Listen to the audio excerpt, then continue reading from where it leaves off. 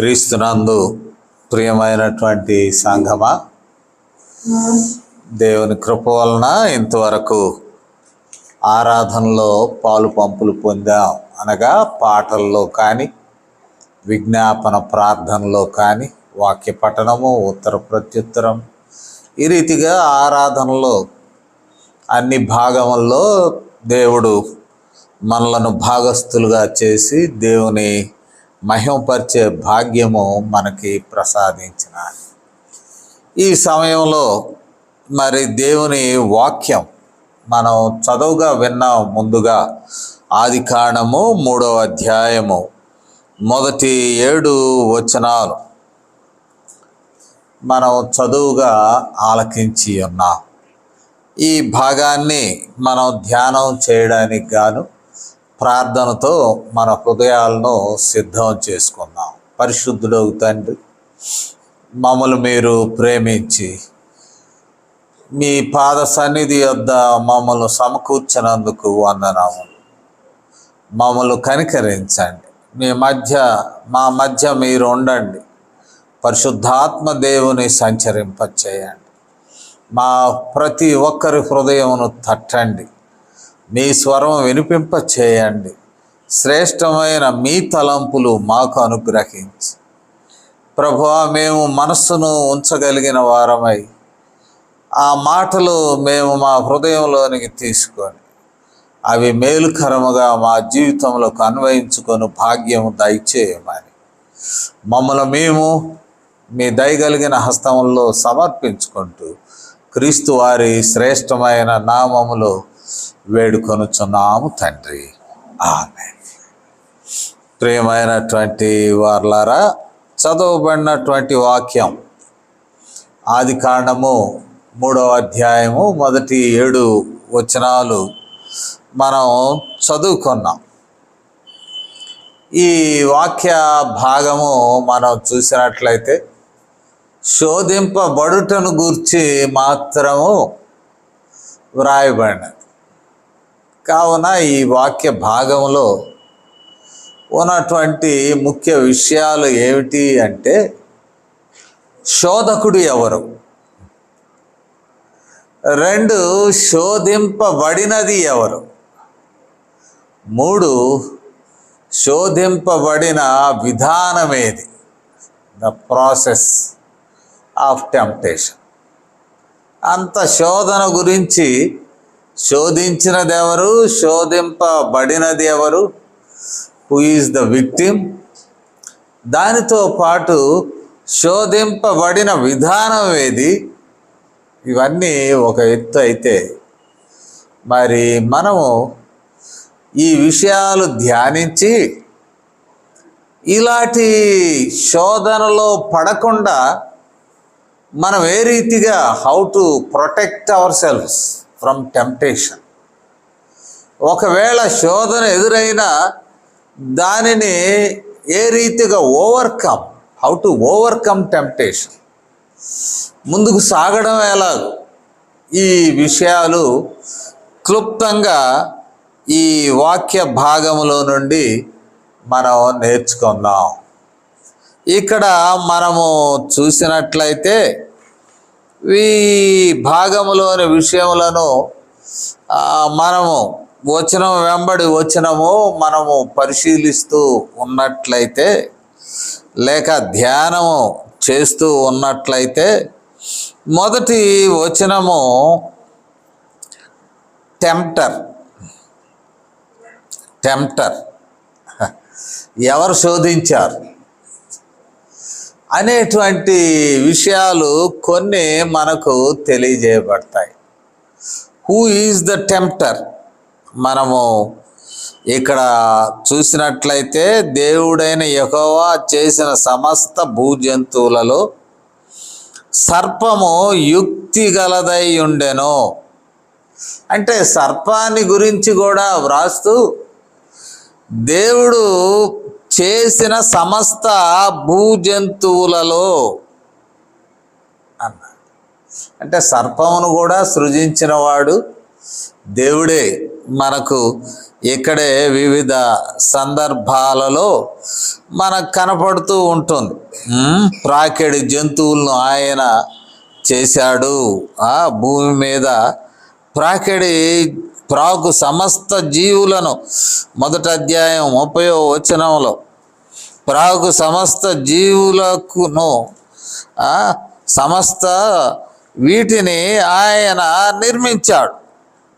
చివరగా ఉన్నదేంటంటే అది మంచిదిగా చూశాడు. ప్రాకడి జంతువులను ఆయన సృజించడమే కాదు, అవి మంచివిగా చూశాడు. వాటిని ఆదాముకు పరిచయం చేశాడు. ఆదాముకు పరిచయం చేశాడు. ఎట్లా మనం చూస్తే 19వ వచనం 2వ అధ్యాయంలో దేవుడైన యెహోవా ప్రతి భూజంతువును ప్రతి ఆకాశ పక్షిని నేల నుండి నిర్మించి ఆదాము వాటికి ఏ పేరు పెట్టినో చూచుటకు అతని వద్దకు వాటిని రప్పించారు. దేవుని హస్తములతో చేయబడినది, ఆదాముకు పరిచయం చేయబడినది. కానీ ఇక్కడ ఉన్నటువంటి మాట మనము గమనించినట్లయితే భూజంతువులన్నిటిలో యుక్తి గలదై అనేటువంటి మాట వాడడం మనం చూస్తూ ఉన్నాం. యుక్తి గలది, క్రాఫ్టీ. ఇక్కడ ఆదిమ భాషలో అరూమ్ అని ఉంటుంది. తెలివి గలది, క్రాఫ్టీ, అరూమ్. మరి యుక్తి గల మాటను అరూమ్ అంటాడు. అమాయకత్వాన్ని ఎరోమ్ అంటాడు. అరోమ్ రెండు దగ్గర పదాలే. అరోమ్ AROM అంటే పలకడానికి, ఇంగ్లీష్ పదం కాదు. ఇన్నోసెన్స్. మరి క్రాఫ్టీ, అరూమ్ రెండు మాటలు కనబడుతూ ఉన్నాయి. ఇక్కడ మనం గమనించినట్లయితే ఇది తెలివి లేక జ్ఞానము. సర్పమునకు జ్ఞానం ఉన్నది, తెలివి ఉన్నది. కానీ ఈ జ్ఞానము, ఈ విషయాలను మనము గమనించినప్పుడు రెండు రకాలుగా ఈ తెలివిని వాడవచ్చు. ఒకటి మంచి కొరకు, యాజ్ ఏ వర్చ్యూ వాడవచ్చు. మనము సామెతలు ఒకసారి చూద్దాం. జ్ఞానాన్ని గురించి, దీన్ని జ్ఞాన సాహిత్యం అంటాం. సామెతల గ్రంథాన్ని విజ్డమ్ లిటరేచర్ అంటే జ్ఞానమును గురించిన విషయాలు దీనిలో ఉంటాయి. 12వ అధ్యాయంలో మనం చూసినట్లయితే సామెతల గ్రంథము 12వ అధ్యాయము 16వ వచనం వివేకిని గురించి. ఆ 16వ వచనంలో 2 పాదాలు ఉంటాయి. మొదటి పాదము మూఢుడు, ఎ ఫూల్ అంటే జ్ఞానికి ఆపోజిట్ టర్మ్. ఆ 2వ పాదములో వివేకి. వివేకం ఏం చేస్తుంది అంటే తెలివిగా ప్రవర్తిస్తుంది. ఎక్కడైనా నింద అవమానం వచ్చినా కూడా అది వెల్లడి పరచక ఊరకుండును, అది వివేకం. సో ఆ వివేకము, wisdom, craftiness, if it is used positively it is good for life. ఈ వివేకమును జాగ్రత్తగా వాడితే అది జీవితానికి మేలు. ఈ సామెతల్లోనే ఇంకొంచెం మనం 13వ అధ్యాయంలో కూడా చూసినట్లయితే ఇక్కడ కూడా అంటాడు, వివేకులందరూ 16వ వచనం తెలివి కలిగి పని జరుపుకొందురు. తెలివి కలిగి పని జరుపుకొందురు. If wisdom is used or applied in a positive sense, it is good for life. జీవితానికి మంచిది. ఒక పాజిటివ్గా మనము వాడినప్పుడు, ఇదే మిస్యూజ్డ్, ఈ వివేకాన్ని మిస్యూజ్ చేసినట్లయితే, యోబు కూడా జ్ఞాన గ్రంథమే.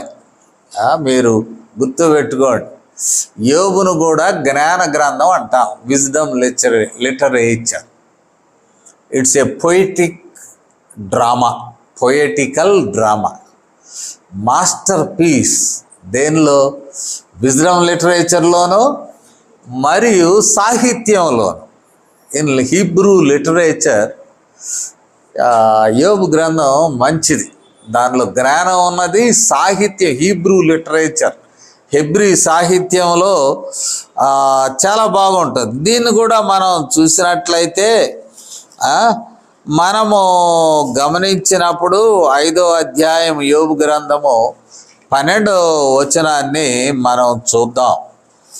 యోబు గ్రంథము 5వ అధ్యాయము 12వ వచనాన్ని మనము గమనించినట్లయితే 5:12 ఇక్కడ అంటాడు, వంచకులు తమ పన్నాగములను, ఆ ఒక్క పదం చూడండి, వంచకులు. They are also crafty, wise. కానీ వంచకులు తమ జ్ఞానాన్ని పన్నాగాలు వాడడానికి మరి ప్రయోగిస్తారు అనే మాట యోబు గ్రంథంలోనే 15వ అధ్యాయం ఒకసారి చూద్దాం. 15వ అధ్యాయం అంటాడు, మరి యోబుతో మాట్లాడుతూ ఉన్నప్పుడు యోబుని అంటున్నాడు, 5వ వచనం 2వ భాగం, వంచకుల పలుకులు నీవు పలుకుచున్నావు. వంచకులు, క్రాఫ్టీనెస్. కాబట్టి మేలుకరంగా వాడవచ్చును. మరొక రీతిగా చూసినట్లయితే వంచన కొరకు జ్ఞానాన్ని కూడా వాడవచ్చు. ఇక్కడ వంచనకు సంబంధించినటువంటి విషయంగా కనబడుతూ ఉన్నది. యుక్తి గలది, సర్పము యుక్తి గలది. సర్పము ఒక విధంగా మనము చూసినట్లయితే సర్పము సాతానుకు సంబంధించినదిగా మనము చూడవచ్చు.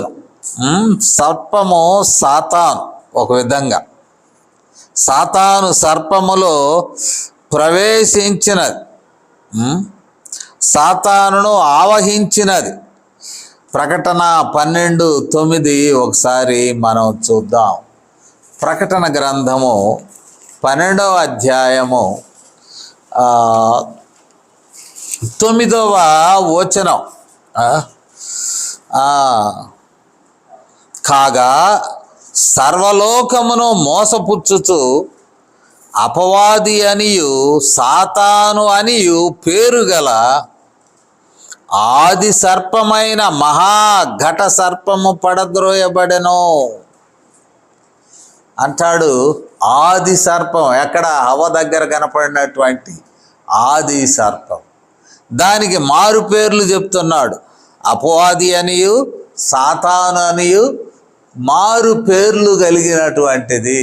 అంటే ఈ రోజున సర్పమే మరి సాతాను అని అనం, కానీ దానికి గుర్తు ఏ సింబల్. సర్పము భారతదేశంలో కూడా సర్పమును గూర్చినటువంటి డీటిఫికేషన్, అంటే సర్పమును దైవత్వమును ఆపాదించి సర్పమును పూజించే ఆ సాంప్రదాయం ఉన్నది. ఇది చిన్న కులాల్లోనే ఎక్కువ ఉన్నది. సర్పానికి సంబంధించిన పేర్లు నాగయ్య, నాగమ్మ, నాగరాజు, నాగమణి. ఇట్లా చూస్తూ ఉంటే ఆ నాగుపాము యొక్క వీటిని, ఆ కల్ట్ పేదల్లో ఉన్నాయి. ఈ దేశంలో కూడా కనానీయులు కూడా, అంటే ఇశ్రాయేలీలు వచ్చినప్పుడు పాలస్తీనా దేశంలో లేక కనాను దేశంలో ఉన్నటువంటి కనానీయులు కూడా ఈ సర్పాన్ని పూజిస్తారు. అంటే కనానీయుల కల్ట్, ఆ సంస్కృతిలో కూడా సర్ప పూజ ఉన్నది. భారతదేశంలో ఉన్నది. మరి ఇంకెన్ని దేశాల్లో ఉన్నదో మనకి తెలియదు. ఒకసారి ఒక డాక్యుమెంటరీ చూశా, సర్పమును ఎక్కడెక్కడ పూజిస్తూ ఉన్నారు అనేటువంటి. కావున ఈ సర్పము బైబిల్లో చూపించబడినటువంటి ఆ విధానాన్ని మనము గమనించినప్పుడు ఈ సర్పము సాతానని పిలువబడినది మనం ప్రకటన గ్రంథంలో చూసాం. సాతాను లేక అపవాది అను మారు పేరు గల ఆదిఘట సర్పము అని. ఈ సర్పము ఎవరు శోధించారో టెంప్టింగ్ పర్సన్, టెంప్టింగ్ పర్సన్ అనండి, పవర్ అనండి, సాతానుడే అల్టిమేట్గా. కానీ సాతానుడు జ్ఞానము గలది, వివేకము కలది. ఆ వివేకమును మేలుకరంగా సాతానుడు ప్రయోగిస్తే అది వేరుగా ఉండేది. కపటము కొరకు మరి ప్రయోగించినట్లు మనం చూస్తూ ఉన్నాం. కపటము కొరకు ద్రోహము చేయటం, పన్నాగములు పన్నుటకు చూపడం మనము చూస్తూ ఉన్నాం. ఈ కపటము చూపించేటువంటి ఈ సాతానుడు బైబిల్లో స్త్రీ వద్దకు వచ్చాడు. అందుకని నేటి సంఘాల్లో స్త్రీలు మొదటగా శోధింపబడినారు అని వారి పట్ల వివక్ష కొనసాగుతూ ఉన్నది. కొన్ని సంఘాల్లో వాళ్ళు మాట్లాడనివ్వరు, వాక్యం చదవనివ్వరు, వాక్యం బోధించనివ్వరు. ఏం చేయాలంటే వండి పెట్టండి చాలు అంటారు. ఇది ఏంటి అంటే, అప్పుడు శోధనకు గురైంది ఆదాము కాదు, కేవలం హవ్వ మాత్రమే. కాబట్టి ఆలయంలో దెర్ ఈజ్ నో రోల్ అని నెట్టివేసే వాళ్ళు ఉన్నారు. మరి పౌలు కూడా, పేతురు కూడా ఈ భావం చూపిస్తాడు. మొదటి తిమోతి పత్రిక 2:14 మనం చూద్దాం. మొదటి పేతురు పత్రిక మొదటి తిమోతి పత్రిక 2వ అధ్యాయము ఒకసారి మనం చూద్దాం. ఈ భాగంలో చూసినట్లయితే మొదటి తిమోతి పత్రిక 2వ అధ్యాయం 14వ వచనాన్ని మనము చూడవచ్చు. 2:14 ఇక్కడ మనము చదివినట్లయితే 2:14లో, మరియు ఆదాము మోసగింపబడలేదు కానీ స్త్రీ మోసగింపబడి అపరాధంలో పడెను. ఫాల్స్ ఇంటర్ప్రిటేషన్ తిమోతికి వ్రాస్తూ అంటున్నా. అది స్త్రీని తగ్గించడమా ఏమిటి అనేది అర్థం కాదు. పేతురు కూడా అట్టాగే అంటాడు. ఒకసారి పేతురు పత్రికను 3వ అధ్యాయం, మొదటి పత్రిక 3వ అధ్యాయము మనం ఒకసారి చూద్దాం. 3వ అధ్యాయము, పేతురు పత్రిక 3వ అధ్యాయము 7వ వచనం. అటువలనే పురుషులారా, జీవమను కృపావరములో మీ భార్యలు మీతో పాలువారై ఉన్నారని ఎరిగి, ఎక్కువ బలహీనమైన ఘటమని, అంటే ప్రోన్ టు టెంప్టేషన్, ఎక్కువ బలహీనమైన ఘటమని అంటూ ఉన్నారు. ఈ సందర్భాలలో మరి స్త్రీ ద్వేషం ఏమిటి అని అడిగేవారు కూడా ఉన్నారు. బైబిల్లో స్త్రీ ద్వేషం ఉన్నదా? లేక పురుషులను గొప్ప చేసి ఆడవాళ్ళని తక్కువ చేస్తున్నారా? పౌలు అలాంటివాడా? ఈ చాలా ప్రశ్నలు వస్తున్నాయి. కానీ వాస్తవంగా పౌలు ఉత్తరాలన్నీ కూడా కాంటెక్స్టువల్. అక్కడున్న పరిస్థితుల్లో స్త్రీలను ఏదో కొంచెం తగ్గించాల్సి వచ్చి తగ్గించాడు, కానీ అన్ని చోట్ల కాదు. పేతురుది కూడా అదే పరిస్థితి. ఎందుకు కారణం ఏంటంటే యేసు ప్రభువారే స్త్రీలను తన శిష్యత్వంలోకి తీసుకున్నాడు. వాళ్ళకే చెప్పాడు, నేను తిరిగి లేచానని నా సహోదరులతో మీరు వెళ్ళి చెప్పండి.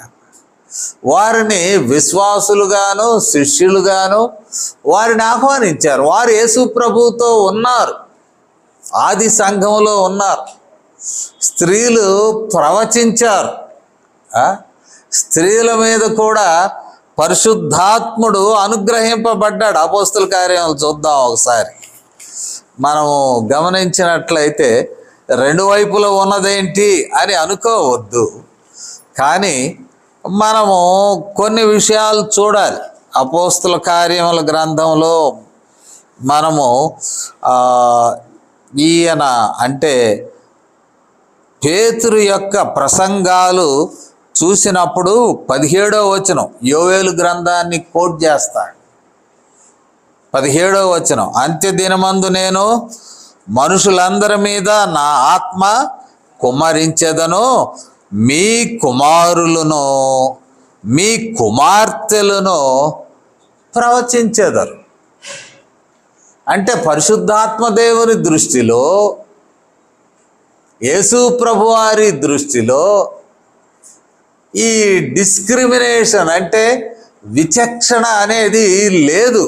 కాకపోతే సంఘటన అది, పాత నిబంధనలోని సంఘటన అది, విచక్షణ అయితే లేదు. ఇక్కడ అంటాడు చక్కగా కుమారులు ప్రవచించెదరు, కుమార్తెలు కూడా ప్రవచించెదరు. సంఘ నిర్మాణంలో కూడా అదే అపోస్తుల కార్యముల గ్రంథము 8వ అధ్యాయము చూసినట్లయితే 3వ వచనం, సౌలైతే 8వ అధ్యాయం 3 అపోస్తుల కార్యములు, సౌలైతే ఇంటింట జొచ్చి పురుషులను స్త్రీలను ఈడ్చుకొని పోయి, both men and women were persecuted. అక్కడేమో పురుషులు స్త్రీలు మీ కుమారులు కుమార్తెలు ప్రవచిస్తారు, వారికి కూడా పరిశుద్ధాత్మ వరము అనుగ్రహింపబడుచు ఉన్నది. కాబట్టి we need to balance among these scriptural portions. We should categorically understand that these incidents or these expressions or quotations were contextual.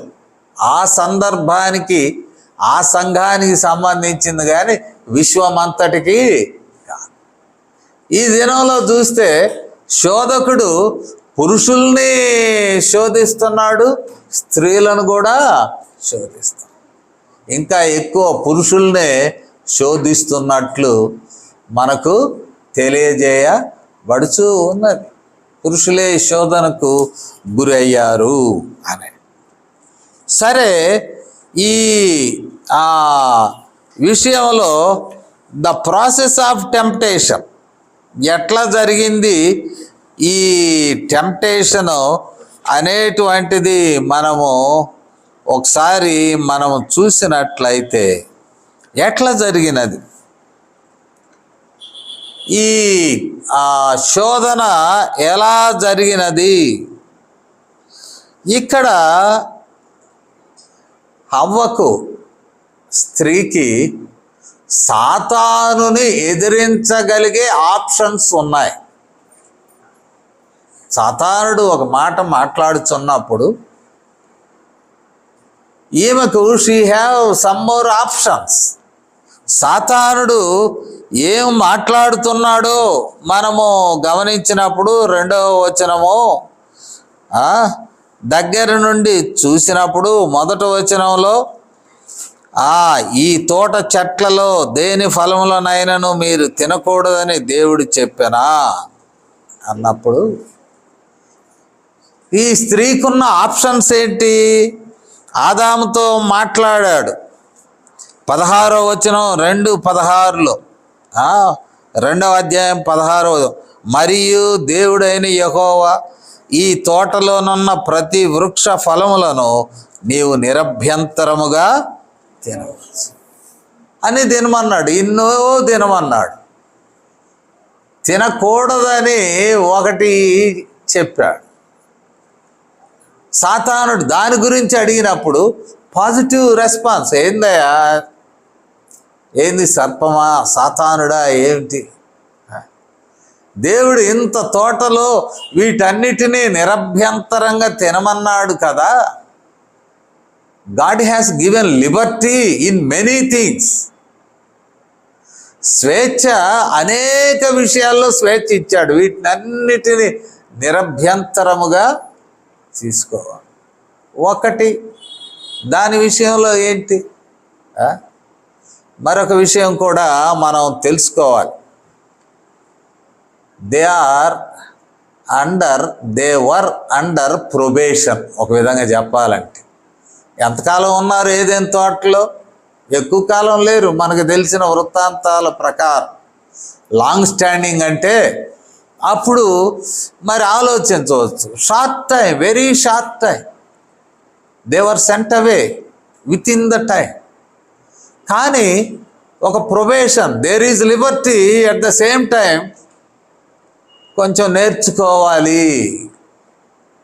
కొంచెం మరి దేవుడు సృజించి అక్కడ ఉంచాడు, కొంచెం నేర్చుకోవాలి. మనం ప్రొబేషనరీ ఆఫీసర్స్ని చూస్తూ ఉంటాం అన్ని విభాగాల్లో కూడా. They should learn, then later they give some freedom in certain things, not in all things. మనం చూస్తే ప్రకటన గ్రంథంలో 2వ అధ్యాయంలో సంఘాలకి వ్రాస్తూ ఒక మాట అంటాడు కూడా.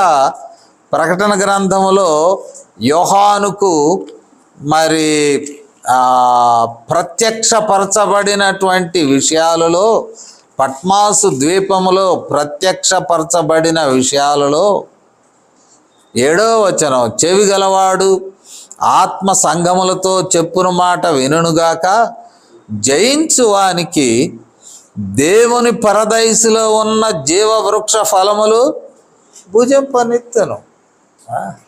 ప్రొబేషన్ పూర్తి చేయాలి కదా, అది కీలకం కదా, చాలా కీలకం. ఆయన మాకు కూడా ఫస్ట్ ఇయర్ను ఓరియంటేషన్గా భావిస్తాం. బీడీ 4 years అయితే మొదటి సంవత్సరాన్ని మేము అంటామంటే ఓరియంటేషన్. అది పాస్ అయితే అప్పుడు 1, 2, 3 ఏళ్ళు. మొదటిది వారు అసలు దీనిలో ఉంటారా లేదా, ఆ ఓరియంటేషన్ మనం ఎందుకు అనుకోకూడదు? ఆదాము హవ్వలకు స్వేచ్ఛనిచ్చి we are given freedom in many things. క్రైస్తవ జీవితం అంటే ఇదేదో భయంకరమైన క్రమాలతో కూడిన నిర్బంధ జీవితం అని కొన్ని చోట్ల చెప్పబడుతూ ఉంటాం. మాకు కూడా ఒక వ్యక్తి ఉన్నాడు, ఎవరైనా దేవుని సన్నిధికి వెళ్తూ ఉంటే, అరే పిచ్చోడా, భక్తి చేయటం అంత తేలిక అనుకున్నావా, నీ వల్ల కాదు అని చెబుతుంటాడు. అంటే ఏమిటి? ఆంక్షలు, షరతులను హైలైట్ చేసి స్వేచ్ఛ, స్వాతంత్రము, జీవిత నిర్మాణము, ఈ విషయాల్లో దేవుడు మనకి ఇస్తున్నటువంటి ఆ ప్రయారిటీస్ను నెగ్లెక్ట్ చేస్తున్నాం. సువార్తలో కూడా అదే సమస్య. సువార్తలో కూడా 10 ఆజ్ఞల్లో కూడా అట్లాగే బ్యాలెన్స్ అయింది. What to do, what not to do, ఏమి చేయాలి, ఏమి చేయకూడదు, చేయకూడదు అన్న వాటినన్నిటినీ యేసు ప్రభువారు పాజిటివ్గా మార్చి పడేశారు. నీ పొరుగు వానికి ఏమేమి ఇవ్వగలవో ఇవ్వమంటాడు. అక్కడేమో జస్ట్ నీ పొరుగు వాని ప్రేమించమంటే గివ్. దొంగలు కూడా